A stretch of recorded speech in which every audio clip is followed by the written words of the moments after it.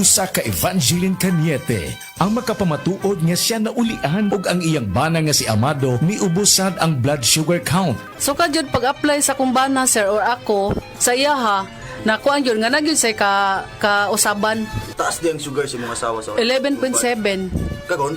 Karon nagkuan mi atong miaging semana pod 7. Karon 6 na lang jud no ang result. Aning baba Baba na. Gikan mo ko diha. Magparagis Bila-Bila Herbal Capsule na. Sa Paragis Bila-Bila, dili na ka mag-agwanta pa.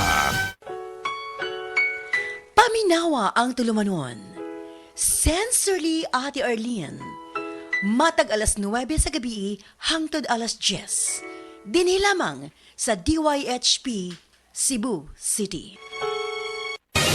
Mga kapanyawan, zero si Jane kalip na kaangkon og balatian, nakaihi og dugo tungod sa UTI. Di gamit og SED Kugon Herbal Capsule. Pagpangihi na ko, dugo na jud akong giihi. Ana si partner na ko nga kugo ng inom niya. Inom lang ko og una, duha ka buok, gisundan ako og isa. Tulo pa lang ka buok akong nainom, na alibyo. Ano ko mangihi og dugo. The best jud ang kugon para sa naay sakit sa UTI. ODI si Rosie Jane Calip, 33 years old, Suril, Davao City. Basta UTI ang problema, pag SED Kugon Herbal Capsule na.